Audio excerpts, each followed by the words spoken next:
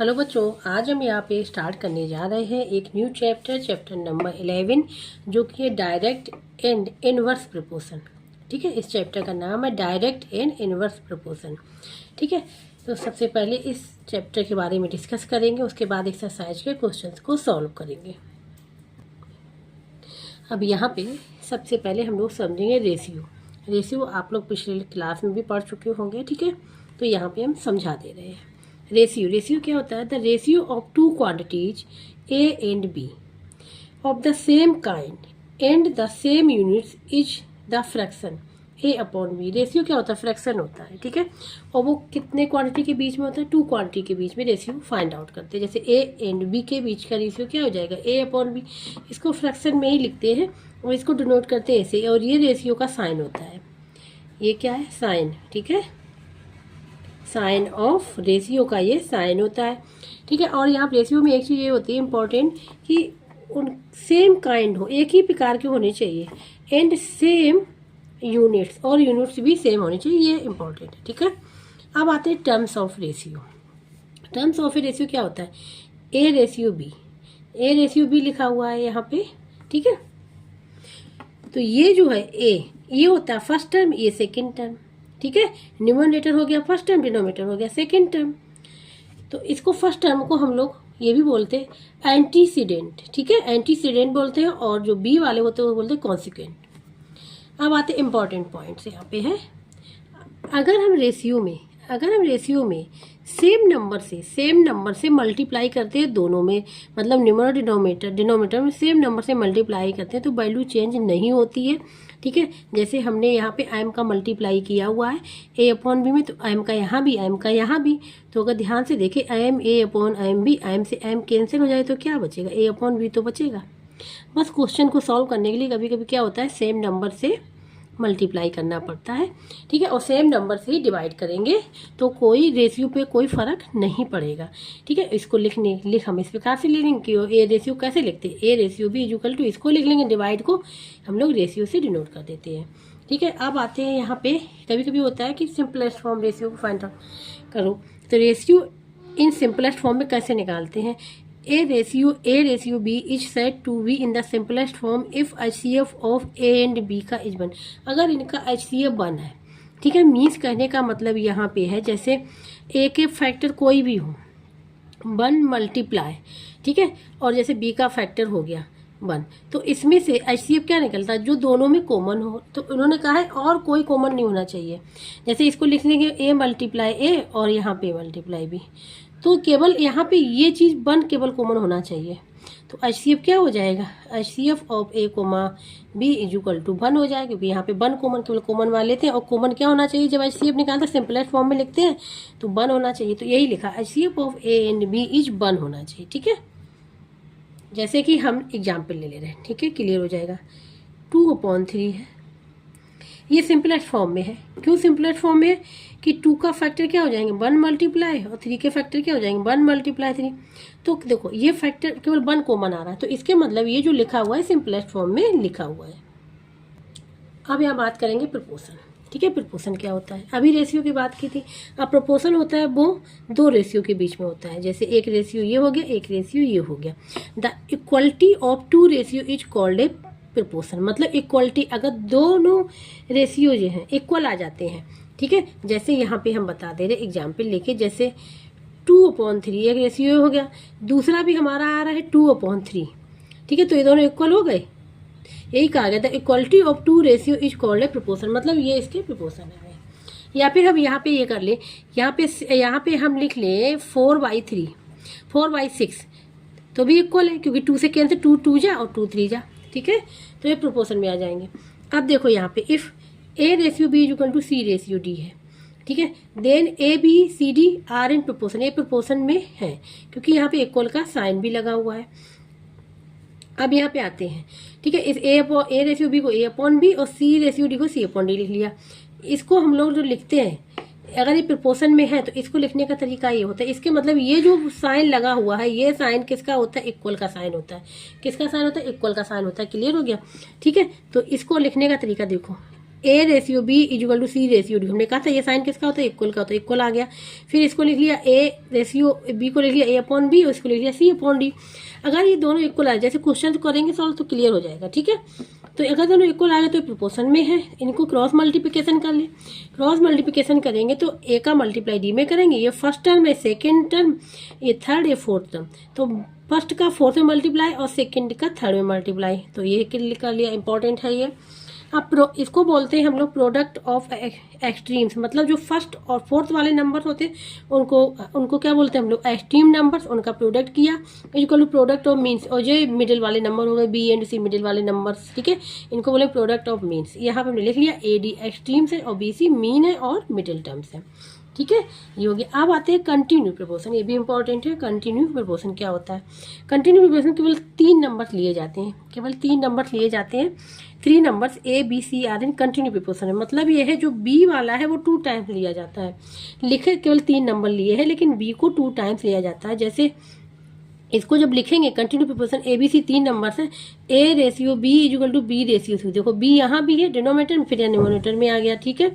इसको लिख लिया A upon B equal to B upon C. Cross multiplication किया तो B square equal to A C आ जाएगा और बी इक्वल टू, जब बी की वैल्यू निकालेंगे तो ये जो यहाँ पावर पे है वो यहाँ स्क्वायर रूट पे आ जाएगा, ए सी आ जाएगा, ठीक है। तो मीन प्रोपोर्शन, ये मीन प्रोपोर्शन हो गया किसके किसके बीच का, ए एंड सी के बीच का। तो क्या हो जाएगा, mean proportion between A and C equal to ये निकल के आएगा, ठीक है। तो ये हमने आप लोगों को समझाया, प्रोपोर्शन, रेशियो, कंटिन्यू प्रोपोर्शन समझा दिए हैं, ठीक है। इस पे एक्सरसाइज है, सबसे पहले उस एक्सरसाइज को सॉल्व करेंगे, फिर आगे के एक्सरसाइज को सॉल्व करेंगे। जैसे डायरेक्ट वेरिएशन हो गया, इनडायरेक्ट वेरिएशन वो क्या होता है वो भी आगे समझाएंगे। अब यहाँ पे देखो एक्सरसाइज 11 इसमें फर्स्ट वाला क्वेश्चन है, right the following ratio in the simplest form. अभी बता दें सिंपलेस्ट फॉर्म कैसे निकलते हैं, दोनों का HCF निकाले और HCF क्या होना चाहिए, 1 होना चाहिए, ठीक है। तो इसको सिंपलेस्ट फॉर्म में लिखना है, कितने 4th पार्ट है इसके, ठीक है। तो स्टार्ट करेंगे फर्स्ट वाले पार्ट से। अब यहाँ पे ये हमने लिख लिया एक्सरसाइज 11A, ठीक। क्वेश्चन नंबर फर्स्ट, रेशियो को किसमें कन्वर्ट करना, सिंपलेस्ट फॉर्म में कन्वर्ट करना। पहला वाला पार्ट लिख लिया 12:16, यहाँ पे 12:16 लिखा है, ठीक है। तो सबसे पहले क्या करेंगे, सबसे पहले 12 के फैक्टर करेंगे, 16 के फैक्टर करेंगे, ठीक है। 12 के फैक्टर करेंगे तो यहाँ पे लिखेंगे, हम लोग लिख दे रहे हैं हम फैक्टर ऑफ, ठीक है, 12 क्या हो जाएंगे, 12 पे फैक्टर करेंगे तो अगर नहीं आता है तो यहाँ पे 12 लिखो और प्राइम फैक्टर निकालो, 2 से डिवाइड करो, 2 6 जा गया, कितने टाइम पे यहाँ बस क्या होता है डिवाइड करना होता है, 2 6 जा 12, 6 आ गया, फिर 2 से करेंगे 2 3 जा, फिर 3 आ गया, 1 आ गया, तब तक करते जब तक 1 नहीं आ जाता। तो फैक्टर ऑफ 12 क्या आ गए, 2 × 3। अब यहाँ पे निकालना है किसके, फैक्टर ऑफ, यहाँ पे निकालना है 16 के, ऐसे 16 के भी निकाल लेते हैं, ठीक है। 2 8 जा 16, फिर 2 4 जा 8, फिर 2 2 जा, फिर 2 1 जा, ये आ जाएंगे। इसके लिख लेंगे 2 × 2 ये हो गए। अब इसका निकालना, तो यहाँ पे निकालना HCF, क्या निकालेंगे, HCF निकालेंगे, किसका निकालेंगे, 12 एवं 16 का। तो यहाँ पे हम लोग लिखेंगे HCF ऑफ 12, 16 का इक्वल टू क्या होगा, जो कॉमन होंगे केवल वही लेंगे, जो केवल कॉमन, देखो 2 यहाँ पे है, 2 यहाँ पे, तो हम इस 2 को ले लेंगे, ठीक है। ध्यान से देखना, एक 2 यहाँ पे है, एक यहाँ पे है, इसको दोनों में है ना। 3 यहाँ पे है, यहाँ नहीं है, छोड़ देंगे। 2 यहाँ पे है, यहाँ नहीं है, छोड़ देंगे। 2 यहाँ पे है, यहाँ नहीं, छोड़ देंगे। मतलब कॉमन क्या है, 2 यहाँ पे, यहाँ पे, यहाँ पे, यहाँ पे, तो मतलब ये लिख लेंगे 2 × 2, तो क्या आ जाएगा, इसका HCF आ गया 4। 12 और 16 का HCF क्या आ गया, 4। अब क्या करेंगे, 4 से डिवाइड कर देंगे, ठीक है। तो यहाँ पे अब हम लोग लिख लेंगे, लिख लिया HCF 4 आ गया, तो लिखेंगे नाउ, यहाँ पे ये है 12:16 को हम लोग क्या ले सकते हैं, 12/16, ठीक है। तो क्या करेंगे, दोनों ही मतलब न्यूमरेटर डिनोमिनेटर को हम लोग डिवाइड कर देंगे, किससे, HCF से। जब डिवाइड करेंगे 4 से, देखो यहाँ पे 12/4 किया, 4 1 जा 4, 4 3 जा क्या आ गया, 3 आ गया, और 16/4 क्या, 4 1 जा 4, 4 जा क्या आ गया, 4 आ गया। तो ये ऊपर क्या आ जाएगा, यहाँ पे 3 आ जाएगा और यहाँ पे क्या आ जाएगा, 4 आ जाएगा, ये हो जाएगा। ये आ गई सिंपलेस्ट फॉर्म। क्या आ गई? ये सिंपलेस्ट फॉर्म होगी इसकी। इस प्रकार से फाइंड आउट करेंगे, ठीक है। तो यहाँ पे हम लोग लिख लेंगे simplest form of 12 ratio 16 is equal to 3/4, 3/4, ठीक है। और एक और दूसरा मेथड डायरेक्ट, अगर हम लोग यहीं पे तो मेथड से बताया, जैसे 12/16 लिखा, तो ये देखो किस टेबल से हो रहा है। तो देखो ये यहाँ पे 12 16 तो 4 की टेबल से हो रहा था। 4 से 4 3 जा 4 4 जा, डायरेक्ट ये हो गया 3/4, ठीक है। और अगर मेथड से लगाना तो ऐसे सॉल्व करना पड़ेगा, ठीक है। ये हो गया फर्स्ट वाला पार्ट। अब बात करेंगे सेकेंड पार्ट की। अब यहाँ पे सेकेंड पार्ट है 3.6 रेशियो 1 पॉइंट। अब यहाँ पे देखो जो नंबर है वो पॉइंट में है, डेसिमल में गिवन है। देखो इसको हम लोग लिख लेते हैं यहाँ पे, पहले इसको कर ले सही। इसको क्या लिख लेंगे? 3.6 डिवाइड बाई 1.8। अब देखो एक नंबर के पहले पॉइंट यहाँ भी है, एक नंबर के पहले पॉइंट यहाँ भी है, ठीक है। तो पॉइंट हट जाएगा। 36 डिवाइड बाई 18, क्योंकि दोनों में एक नंबर के पहले पॉइंट है, यहाँ भी है, तो क्या करें? पॉइंट हटा देंगे। तो दोनों जगह हटाएंगे तो कोई फर्क नहीं पड़ेगा। दूसरा देखो इसको ऐसे भी कर सकते हैं, हम यहाँ बता दे रहे हैं 3.6 1.8 है, ठीक है। 1 पॉइंट एक नंबर पहले पॉइंट है, तो 10 का मल्टीप्लाई यहाँ, 10 का मल्टीप्लाई यहाँ किया, तो क्या आ जाएगा? यहाँ से जब ये क्या आ जाएगी? ये आ जाएगा 360, ये 180 आ गया, ठीक है, समझाने के लिए। अब एक नंबर के पहले पॉइंट, एक नंबर पहले पॉइंट लगाएंगे तो 0 पहले पॉइंट यहाँ आ जाएगा, यहाँ भी 0 पहले पॉइंट आ गया, तो क्या आ गया? 36/18 आ गया ना। यही हमने यहाँ पे लिखा हुआ, ठीक है, ये समझाया है रबर। अब देखो यहाँ पे डायरेक्ट कैंसिल हो सकता है, जैसे यहाँ बता दे रहे, फिर उसको हम मेथड सॉल्व करेंगे। 18 बन जाए 18, 18 2 जा होता है 36, तो 2:1 आ जाएगा। क्या आ जाएगा? 2:1 आ जाएगा, ठीक है। अब देखो इसको मेथड सॉल्व करना HCF निकाल के, तो यहाँ पे हम लोग लिखेंगे फैक्टर ऑफ 36। 36 के क्या फैक्टर होंगे, ठीक है। तो 36 के फैक्टर हो जाएंगे, यहाँ पे निकालेंगे प्राइम फैक्टर से। 36 लिखा, ध्यान देना 2 से करेंगे 2 बन जा, 1 बचे 2 8 जा, फिर 2 से करेंगे 2 9 जा, फिर 3 3 जा 3 बन जा, ये आ जाएंगे, ठीक है, ये आ जाएंगे यहाँ पे फैक्टर। तो यहाँ पे जो हो जाएगा वो होगा 2 × 2 × 3 × 3, ये हो गए फैक्टर। किसके हो गए? 36 के। अब यहाँ पे फैक्टर निकालना है, फैक्टर ऑफ 18, इसके हो जाएंगे 18 है ना, 2 × 2 मल्टीप्लाई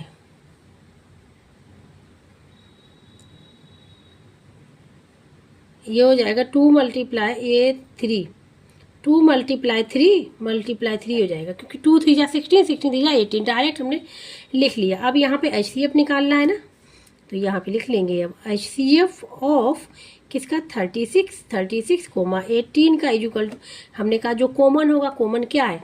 ये 2 कॉमन है, और ये 2 यहाँ पे, यहाँ नहीं छोड़ देंगे, 3 यहाँ पे है, यहाँ पे है, तो इसको ले लेंगे। ये 3 यहाँ पे है, तो इसको ले लेंगे, ठीक है। तो कितना? 2 केवल यहाँ पे छूटा है, तो ये होगा 2 × 3 ये आ जाएगा 18। क्या आ गया? 18 आ गया। अब 18 से डिवाइड कर देंगे, तो यहाँ पे लिख लेंगे नाउ। अब क्या करना है? 3.6 रेशियो 1.8, इसको हम लोग लिख सकते हैं 36 ratio 118 equal to 36 divide by 18, ठीक है। इसको डिवाइड कर देंगे किससे? 18 से, जो HCF से डिवाइड करते हैं, तो इससे डिवाइड 18 बन जाएगा, 18 2 जा आ जाएगा, 2 यहाँ पे आ गया, ये रबर, ठीक है। 18 से 18 करेंगे तो 1 आ जाएगा, तो क्या है? 2/1 आ गया। और 2/1 को क्या ले सकते हैं? 2:1, क्या ले सकते हैं? 2:1, यही इसका आंसर आ जाएगा, ठीक है। तो यहाँ पे हो जाएगा simplest form of 3.6 ratio 1.8 equal to 2:1, ये हो जाएगा इसका आंसर, ठीक है। तो इस प्रकार से ये सेकंड पार्ट हो गया यहाँ पे। अब यहाँ पे है थर्ड वाला पार्ट, 6 kg to 48 kg। देखो कहा था हमने रेशियो में यूनिट से होना चाहिए, kg तभी रेशियो निकलेगा, ठीक है। तो यहाँ पे जो उन्होंने कहा है 6 kg to 48 kg को, इसको सिंपलेस्ट फॉर्म में लिखना। इसका मतलब यहाँ पे हुआ, इसको हम लोग ऐसे भी ले सकते हैं 6 kg और रेशियो 48 kg, ठीक है। जब रेशियो में लिखेंगे तो kg कैंसिल हो जाएगा, ये हो जाएगा 6 हाँ 6 से रेशियो ये हो जाएगा 48, इसका निकालना है। ठीक है, तो देखो इसको सॉल्व करेंगे। 6 के फैक्टर निकालेंगे, फैक्टर ऑफ 6 के, इसके तो सिंपल है 2 × 3 आ जाएगा।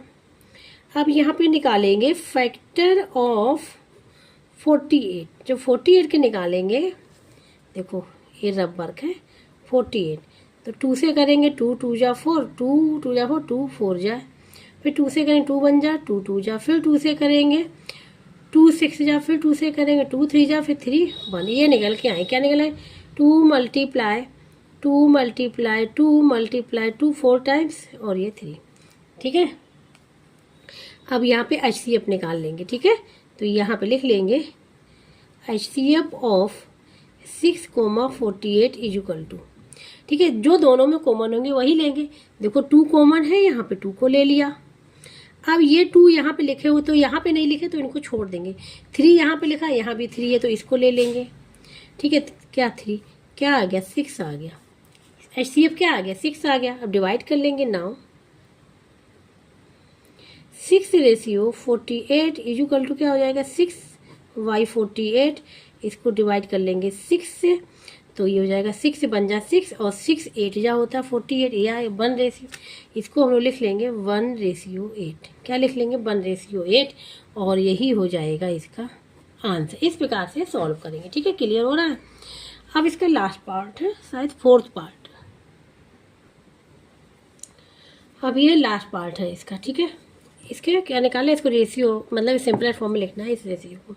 एक चीज़ यहाँ पे देखो, यूनिट सबसे पहले चेक करें, यूनिट सेम है क्या, यहाँ मीटर है यहाँ किलोमीटर, यूनिट सेम नहीं है। सबसे पहले यूनिट के सेम करेंगे, या तो इसको हम लोग बना ले किलोमीटर में, या फिर किलोमीटर को चेंज कर ले मीटर में। तो क्या करेंगे, किलोमीटर को ही मीटर में चेंज करेंगे। ठीक है, तो यहाँ पे हम लोग लिख लेंगे, इसको क्या लिख सकते हैं, रेशियो में लिख रहे हैं इसको, ये लिखा हुआ है ना 0.075, ठीक है, किलोमीटर, और डिवाइड बाई किस में होना चाहिए, ये होना चाहिए 25, ये मीटर लिखा हुआ है। ठीक है, यहाँ पे ये तब तक नहीं इसके रेशियो निकालेंगे जब तक कि ये यूनिट सेम नहीं होगी। ठीक है, ये डिवाइड में लिखा, हमने फ्रैक्शन में इसको लिख दिया, रेशियो में लिखा था। अब यहाँ पे देखो, इसको हम लोग क्या लिख लेंगे 0.075 में मल्टीप्लाई कर लेंगे 1000 का, मीटर में कन्वर्ट हो गया, और इसको 25/8 लिखा रहने देंगे, ये मीटर में आ गया। ठीक है, अब यहाँ पे हम लोग लिख देंगे 1 किलोमीटर इज इक्वल टू होता है 1000 मीटर। इसीलिए क्या किया 1 kilometre is equal to 1000 metre, तो इसमें क्या किया हमने मल्टीप्लाई कर दिया, तो ये मीटर में कन्वर्ट हो जाएगा। ये यहाँ पे 3 0 है, मतलब 1000 मल्टीप्लाई कर 3 नंबर के पहले पॉइंट लगा हुआ है, तो इसको क्या लिख लेंगे, तो 3 यहाँ पे 3 0 है 1000 और 3 नंबर पहले पॉइंट है, तो ये पॉइंट यहाँ से रिमूव हो जाएगा। यहाँ पे बता दे रहे हैं हम रब वर्क करके, जैसे 0 यहाँ पे जब मल्टीप्लाई करेंगे तो पॉइंट देखो यहाँ पे है, तो 075 और ये आ गया 000, पीछे ये 3 0 आ गए, लेकिन पॉइंट अब कहाँ मूव होगा, क्योंकि 3 नंबर के पहले लगाना है, तो एक 1 2 3 यहाँ पे आ जाएगा पॉइंट, तो क्या आ जाएगा यहाँ आ जाएगा 75, तो ये आ गया 75, मीटर से मीटर कैंसिल हो गया, डिवाइड बाई 25 ये आ जाएगा। अब 75 के हम लोग क्या निकाल लेंगे, फैक्टर निकाल लें। Factor of 75 is equal to 3 × 25 factor of. ठीक है, इसी प्रकार से हम लोग किसके निकाल लें, यहाँ पे फैक्टर ऑफ 25 क्या निकल के आएगा 1 × 25 लिख सकते हैं। ठीक है, ये लिख सकते हैं। तो यहाँ पे अब हम लोग निकालेंगे HCF of 75, 25 is equal to, ठीक है, अब HCF निकालें, तो दोनों में जो कॉमन वही लेंगे, ये तो कॉमन है नहीं, 1 तो कॉमन है क्योंकि इसको 1 लिख सकते, लेकिन कोई फर्क नहीं पड़ेगा, इसलिए इसको नहीं, केवल ये कॉमन है 25, तो 25 लिख लिया। तो अब क्या कर लेंगे, डिवाइड हो जाएगा नाउ। ठीक है, यहाँ पे हम लोग लिख लेंगे 0.075, ठीक है, किलोमीटर, और divide by 25 metre is equal to, इसको हमने कन्वर्ट किया था 75 डिवाइड बाई 25 में कन्वर्ट किया है ना। ठीक है, अब ये सेम आ गया, इसको लिख सकते हैं यहाँ पे मीटर, यहाँ भी लिख सकते हैं समझाने के लिए, मीटर मीटर कैंसिल हो जाएगी, हो जाएगा 75 डिवाइड बाई 25। इसको हम लोग डिवाइड कर लेंगे किससे 25 से, ठीक है, 25 से डिवाइड कर लिया तो ये 25 3 जा होता है, 25 1 जा होता है, तो यहाँ पे आ जाएगा 3/1, तो ये हो जाएगा 3:1। क्या आ जाएगा 3:1। तो इसको सीधे देखो किस में कन्वर्ट हो गया, इसमें कन्वर्ट हो गया। ठीक है, ये डायरेक्ट कन्वर्ट हो गया। ये देखो यहाँ पे 3:1, यही हो जाएगा इसका आंसर। ठीक है, तो इस प्रकार से क्वेश्चन नंबर फर्स्ट यहाँ पे पूरा कंप्लीट हो गया है। बस ये चीज़ जरूर ध्यान रखना कि यूनिट सेम होनी चाहिए। ठीक है, अब यहाँ पे question number second, determine if the following are in propose. क्या है प्रपोर्शन। ठीक है, ये इसकी थर्ड पार्ट है, ये पता करना है कि प्रपोर्शन में है कि नहीं। ठीक है, तो स्टार्ट करेंगे इसकी फर्स्ट वाले पार्ट से। अब यहाँ पे इसको सॉल्व करना, देखना कि प्रपोर्शन में है कि नहीं। ठीक है, हमने यहाँ पे देखो लिख लिया the equality of two ratio is called the proportion. मतलब यहाँ पे क्या निकालेंगे, रेशियो निकालेंगे दोनों का अलग अलग करके, और दोनों का रेशियो अगर सेम आ रहा है तो प्रपोर्शन में होंगे। ठीक है, तो यहाँ पे अब हम लिख लेंगे, यहाँ पे बी है पहले 8/10। ठीक है, 8:10। ठीक है, ये जो गिवन है ये हमको गिवन है 1:10 एंड 16:20 में गिवन है, जो यहाँ पे नंबर लिखे हुए। ठीक है, तो 8 सबसे पहले 10 का निकाल लेते हैं, तो ये हो जाएगा 8/10। अब यहाँ पे इसका क्या होगा, इसका HCF निकालना पड़ेगा सेम वैसे ही। तो HCF क्या होगा इसको, या फिर हम इसको क्या करें, डायरेक्ट देखो 2 से डिवाइड हो रहा है, ऐसे भी कर सकते हैं। HCF निकालने क्या होगा, ऐसे डायरेक्ट, क्योंकि 2 की टेबल में 8 भी आता है 10 भी आता है, 2 4 जा 8, 2 5 जा। अब किसी भी टेबल से कैंसिल नहीं हो रहा है 1 के अलावा, तो 1 ही होना चाहिए, HCF के लिए बताया था। तो वो सिंपल रेशियो सिंपलेस्ट फॉर्म में होता है। 4/5 आ गया, क्या आ गया 4/5 आ गया। तो इसका रेशियो क्या बन जाएगा, रेशियो बन जाएगा 4:5 हो गया। अब लिखेंगे एंड, अब किसका निकालना है 16:20 इक्वल टू 16/20 कर लिया। इसमें भी किसकी टेबल से जा रहा है, 4 की टेबल से जाएगा, 4 4 जा 4 5 जा, क्या आ गया 4/5 आ गया। इसको क्या ले सकते हैं 4:5। अगर ध्यान से देखो दोनों का रेशियो सेम आया है, वही हमने लिखा था equality of two ratio is called proportion. ठीक है, दोनों की जो रेशियो है वो सेम आया है, तो इसलिए 8:10 ये प्रपोर्शन, ये इक्वल का होता है, हम पहले ही बता चुके हैं। ठीक है, जब समझाया था 16:20 ये आ जाएगा। मतलब ये क्या है, रेशियो में, रेशियो का है, ये रेशियो है और ये इक्वल का साइन होता है, ये रेशियो का साइन होता है। ठीक है, और ये जो साइन 2 लगाते हैं ये होता है इक्वल का। ठीक है, जैसे तो यहाँ पे, तो अब लिख लेंगे यहाँ पे हैंस द गिवन नंबर्स, कौन कौन से 8, 10, 16, 20 आर इन प्रपोर्शन। इस प्रकार से इसको सॉल्व करेंगे। ठीक है, क्लियर हो गया। अब आते हैं सेकेंड पार्ट पे इसके, ये आ गया सेकेंड वाला पार्ट। अगर सेकेंड पार्ट में देखिए 80 centimetre to 4 metre and ₹7 to 35। अब यहाँ पे यूनिट देखो, सबसे पहले यूनिट चेक करेंगे। ठीक है, नंबर में तो लिखी नहीं थी तो कोई बात नहीं है, यहाँ पे यूनिट है, सेंटीमीटर और मीटर में है। सेव ए तो दोनों की यूनिट सेम है, क्योंकि रुपीज यहाँ पे भी रुपीज यहाँ पे, इसको चेंज करने की कोई जरूरत नहीं क्योंकि सेम है, इसको चेंज करेंगे। ठीक है, तो देखो सबसे पहले रेशियो निकालते हैं। ठीक है, बी है यहाँ पे 80 से क्या है 80 सेंटीमीटर और रेशियो कितना है 40 मीटर इसका। तो इसको हम लोग क्या ले सकते हैं 80 centimetre divide by 40 metre, sorry 4 metre है, क्या है 4 मीटर है। ठीक है, 4 मीटर।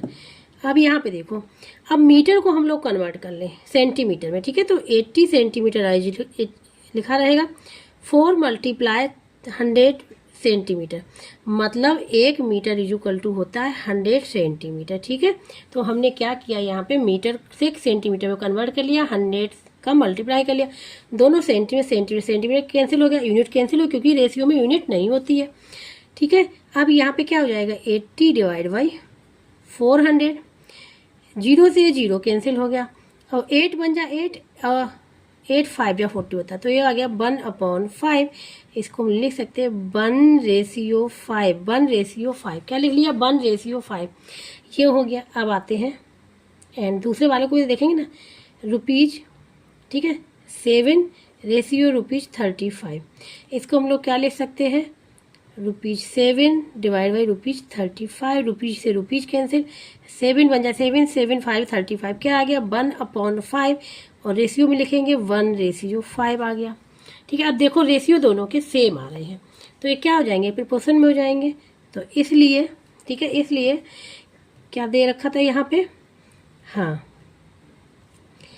80 सेंटीमीटर, रेशियो कितना है 4 मीटर, और यहाँ पे इक्वल का साइन, ठीक है इक्वल का साइन लगा लिया, और यहाँ क्या था ₹7 रेशियो ₹35 इक्वल में है, मतलब ये क्या है रेशियो सेम आ रहा है तो ये इक्वल है। ठीक है, इक्वल का साइन आ गया। अब तो यहाँ पे अब लिख लेंगे हैंस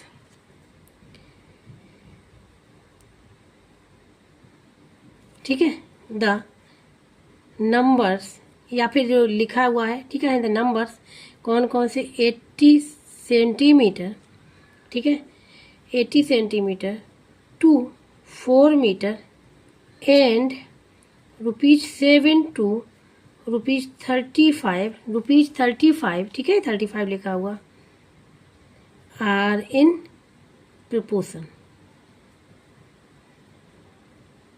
हमने सेम वही यूनिट लिखी जो वहाँ पे लिखी थी, एक अब जो कन्वर्ट किया वो तो सॉल्व करने के लिए किया था, तो ये किस में रेशियो में है। ठीक है, ये हो जाएगा इसका आंसर।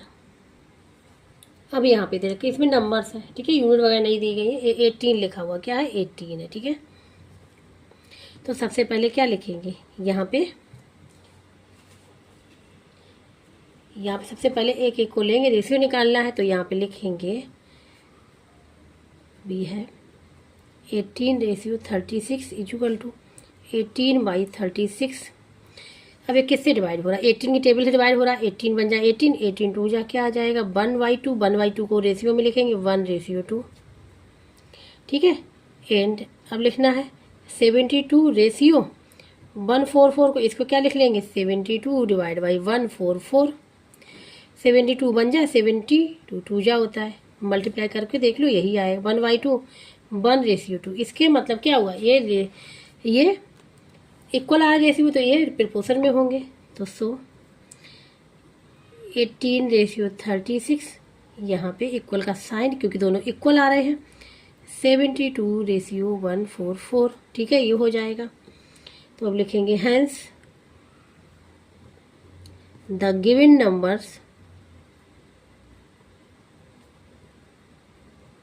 कौन कौन से हैं 18, 36, 72, 144 are in proportion.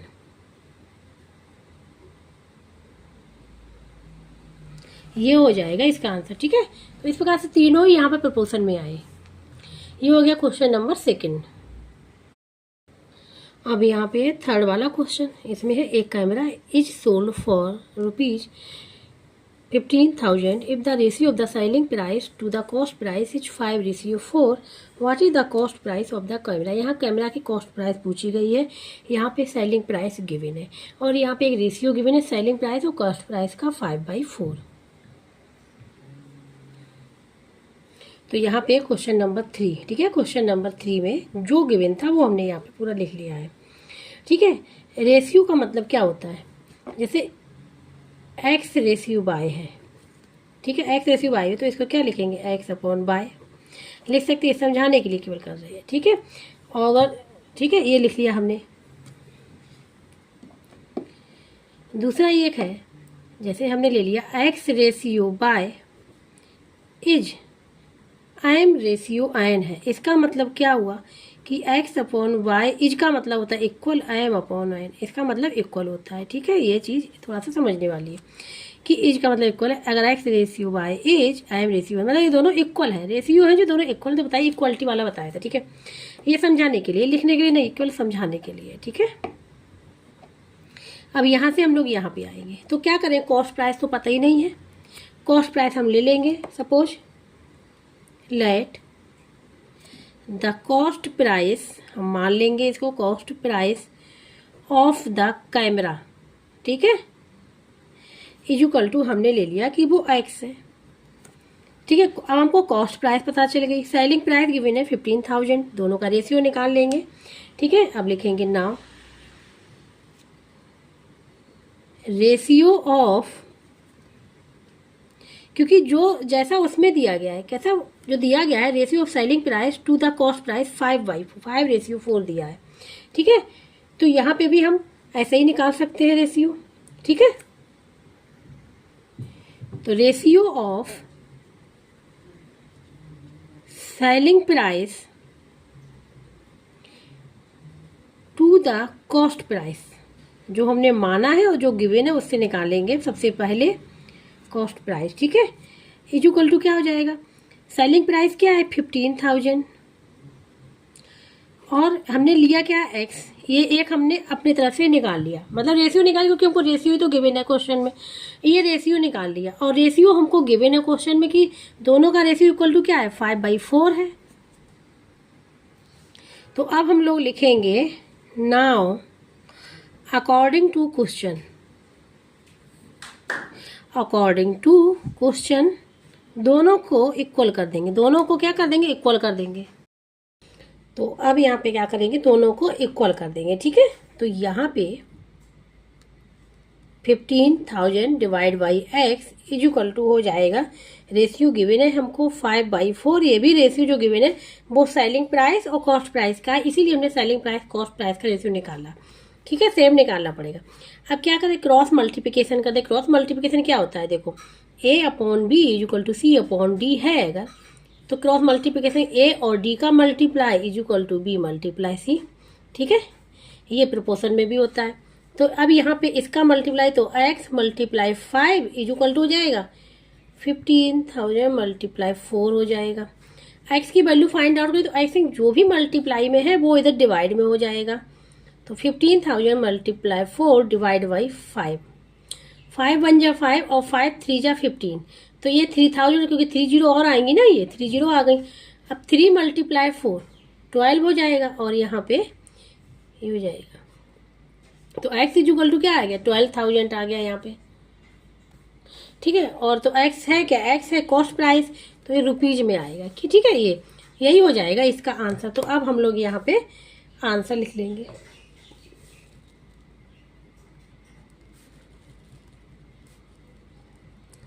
The cost price of the camera is, the cost price of the camera is equal to आ जाएगा रुपीज 12,000, ये इसका आंसर निकल के आ जाएगा। ठीक है, क्लियर हो गया। अब बात करेंगे क्वेश्चन नंबर, अब यहाँ पे बात करेंगे क्वेश्चन नंबर 4 की। क्वेश्चन नंबर 3 हम कर चुके हैं। इसमें at a local election 1,26,000 people voted, कितने लोगों ने वोट किया है, 1,26,000 ने वोट किया है लोकल इलेक्शन में। दे voted for candidate A, B and C in the ratio 7:5:2। तो जो पीपुल थे उन्होंने वोट किया 3 कैंडिडेट के बीच में A, B, C, कितने रेशियो में आया 7:5:2, मतलब A को कितना रेशियो मिला 7, B को 5 और C को 2 रेशियो।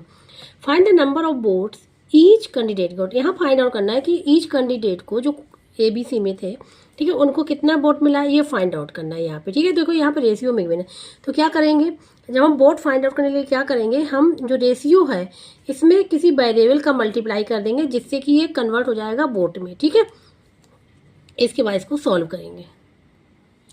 अब यहाँ पे क्वेश्चन नंबर 4 जो गिवन था वो हमने लिख लिया। ठीक है, जो गिवन था, जैसे at a local election people voted is equal to इतना, candidate ABC got vote in the ratio, ये है number of vote each candidate. ठीक है, ये हमने यहाँ पे लिख लिया। तो क्या करेंगे, सबसे पहले हम लोग यहाँ फाइंड आउट करें कि A को कितने वोट मिले।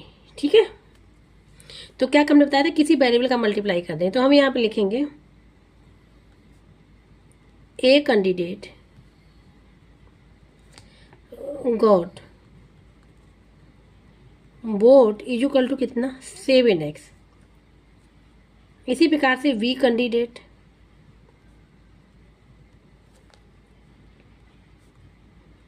वोट इज इक्वल टू कितना 5x। C कैंडिडेट सबका ऐसे ही फाइंड आउट कर लेंगे,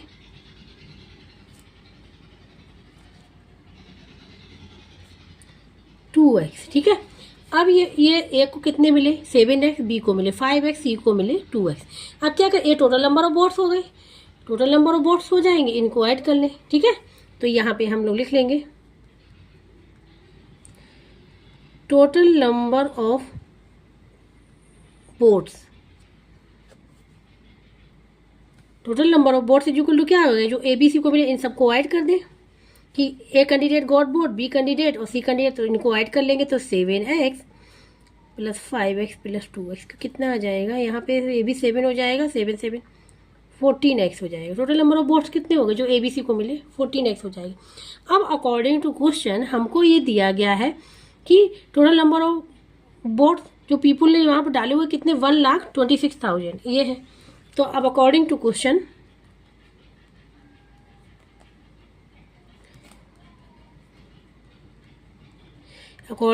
यहाँ पे हो जाएगा 14x इक्वल टू कितना हो जाएगा 1,26,000 ये हो जाएगा।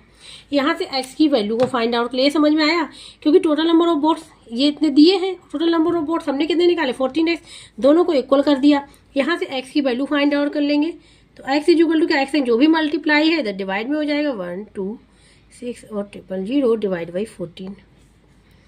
अब देखो यहाँ पे हम लोग रब वर्क कर ले रहे हैं, ठीक है, यहाँ पे डिवाइड करेंगे 14 से 126 और ये 000, ठीक है। तो ये 14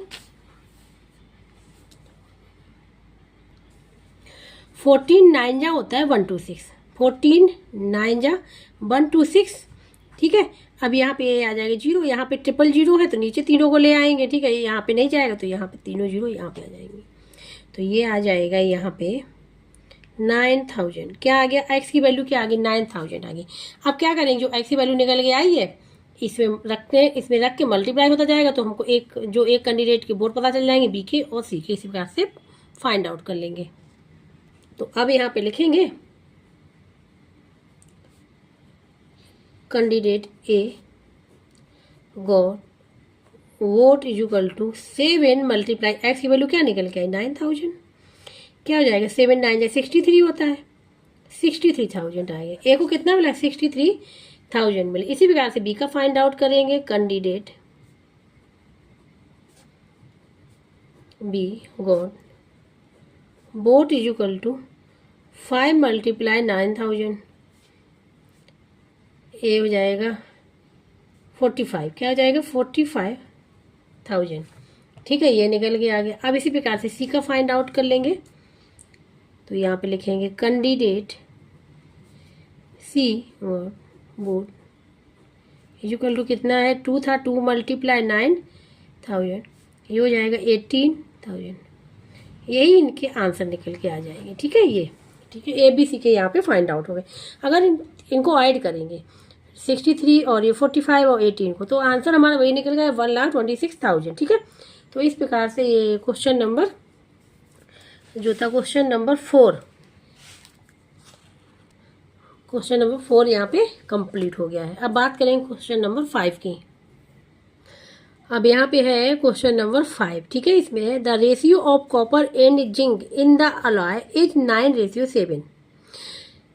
कॉपर एंड जिंक का रेशियो अलॉय में कितना है 9:7 का रेशियो गिवन है।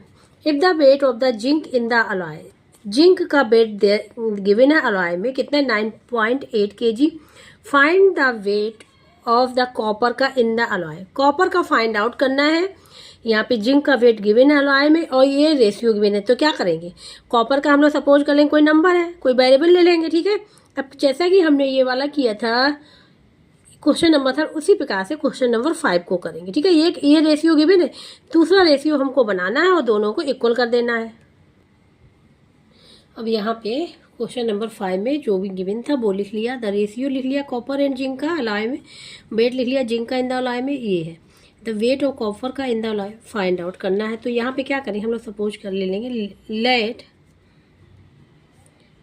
द वेट ऑफ कॉपर, ठीक है, the weight of copper in the alloy, ठीक है, in the alloy equal to हमने सपोज ले लिया कि वो x है, क्या ले लिया हमने यहाँ पे x ले लिया, ठीक है। अब हम रेशियो निकालेंगे ना यहाँ पे, क्योंकि यहाँ पे रेशियो जो गिवन था रेशियो कॉपर एंड जिंक का निकाला है, तो कॉपर एंड जिंक का ही रेशियो निकालेंगे इसमें। ठीक है, तो देखो जिंक का गिवन है और कॉपर का यहाँ पे हमने ले लिया कि x है ये, तो यहाँ पे लिखेंगे नाउ द रेशियो ऑफ, ठीक है, कॉपर एंड जिंक का। ठीक है, अब यहाँ पे हम लोग वेट, क्योंकि किसका रेशियो निकाल ले, जो वेट में गिवन है। ठीक है, वेट यहाँ पे लिख लिया हमने, the ratio copper and zinc का in an alloy equal to कैसे निकालेंगे हम लोग, क्या करें, सबसे पहले कॉपर हमने क्या लिया, x लिया है। ठीक है, और जिंक यहाँ गिवन है 9.8।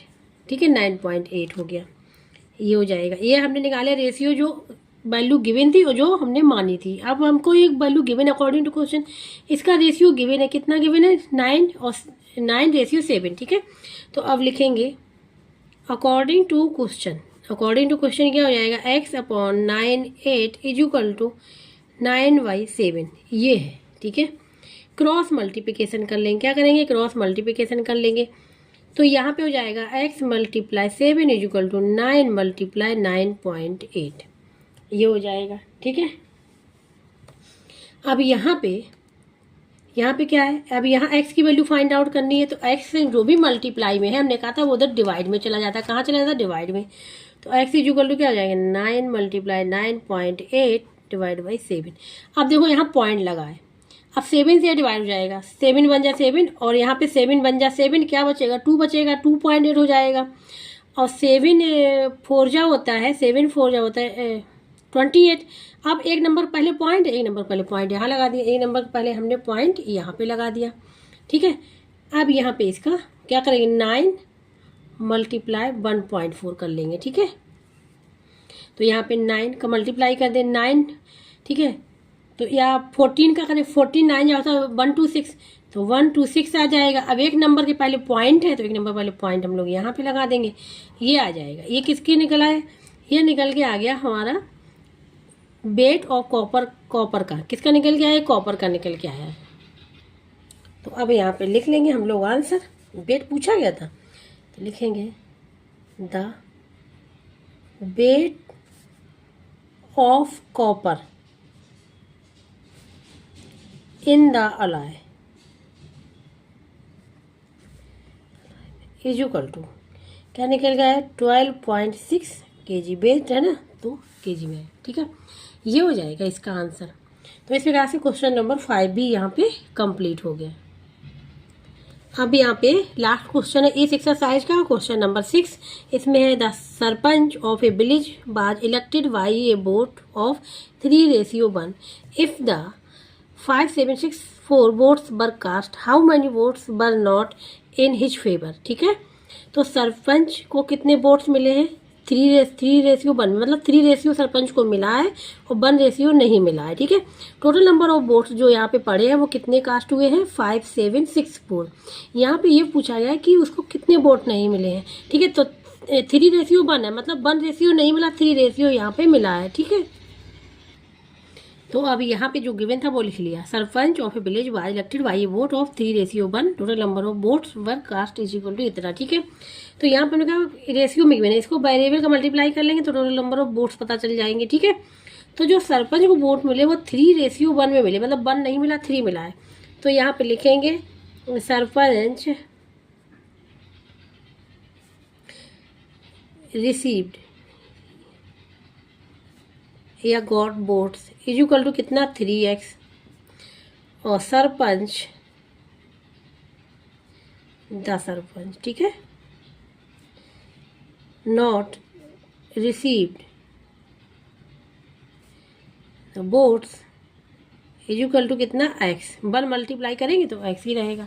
ठीक है, ऐसे फाइंड आउट करेंगे। जब रेशियो था ना उसको हमने कितने कर लिया, ये पता हो गया हमको कितने वोट मिले, फेवर में आए, कितने उसके फेवर में नहीं आए, मतलब 3x फेवर में आए और x फेवर में नहीं आए।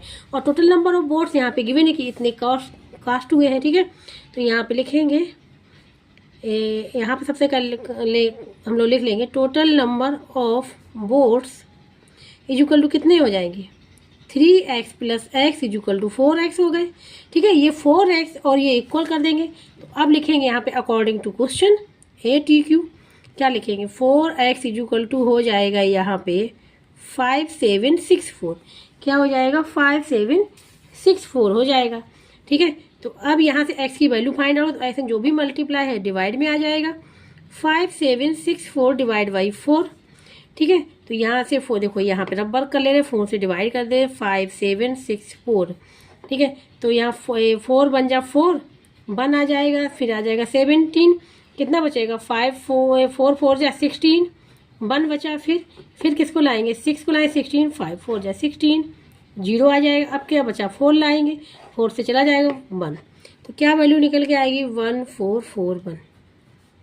एक्स की वैल्यू ये निकल गया। यही फाइंड आउट करना है क्योंकि यहाँ पूछा गया कि सरपंच को कितने वोट नहीं मिले, कितने वोट उसके फेवर में नहीं आए, तो कौन से नहीं आए थे एक्स, यही तो फेवर में, यही हमारा यहाँ आंसर निकल आया। ठीक है, अगर वो कहते कि सरपंच के फेवर में कितने वोट आए हैं तो क्या करते 3 का मल्टीप्लाई कर लेते एक्स में, तो फेवर वाले पता चल जाते। ठीक है, अब यहाँ पे पूछा गया नॉट फेवर वाले, तो ये पता चल गया यहाँ पे, तो आंसर लिख लेंगे यहाँ पे।